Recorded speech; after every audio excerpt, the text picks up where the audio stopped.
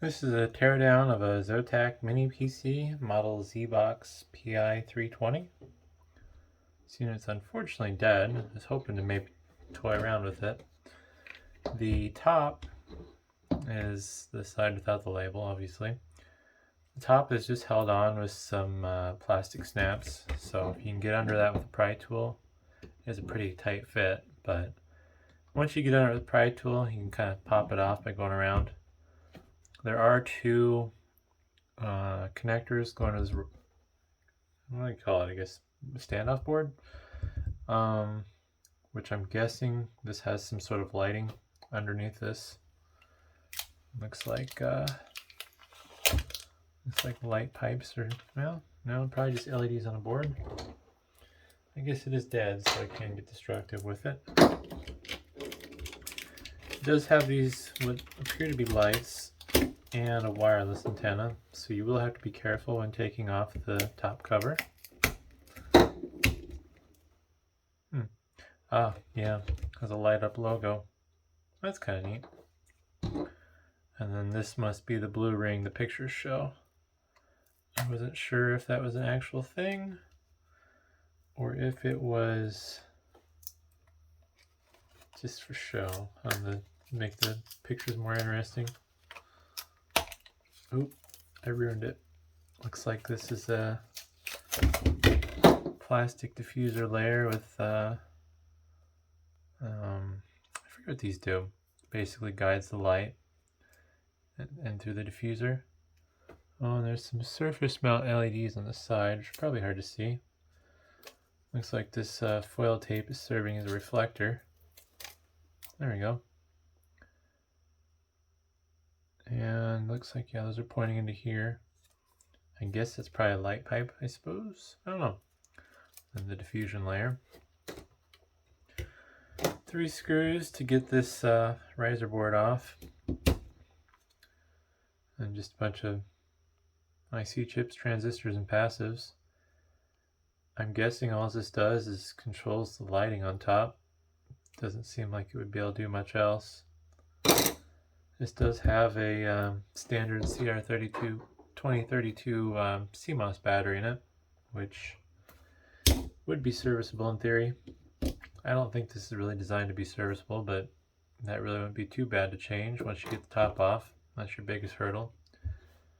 4 corner screws to get the board out, which kind of pivots out. This antenna wire is just a standard connection that can be removed. And there's 3 screws which I left in for the heatsink. Wrong bit. Alright. Nice spring-loaded screws, standard for heatsinks.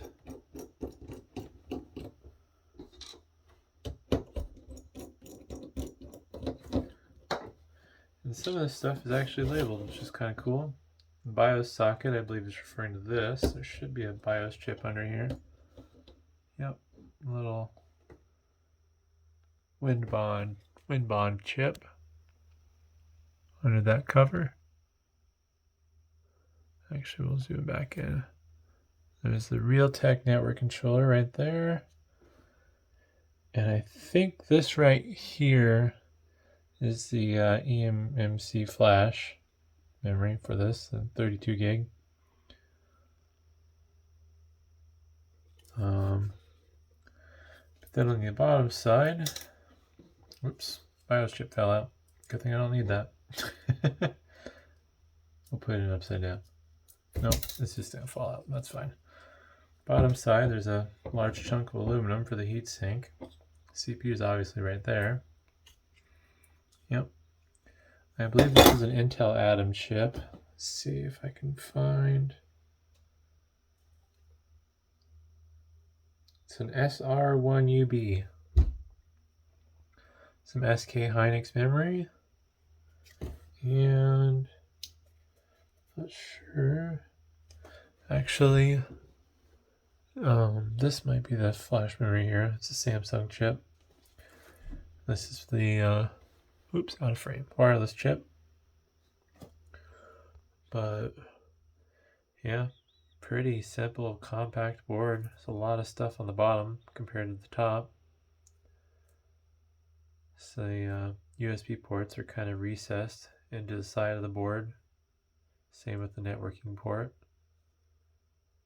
Not quite sure why they did that. I suppose space saving reasons. But kind of neat. Looks like the standoffs are screwed on for the topside riser board. Kind of surprised they didn't just do the soldered in style, but yeah, I don't know. Pretty small computer. I know there's smaller computers, but for the time I think this thing was actually pretty decent. So thanks for watching.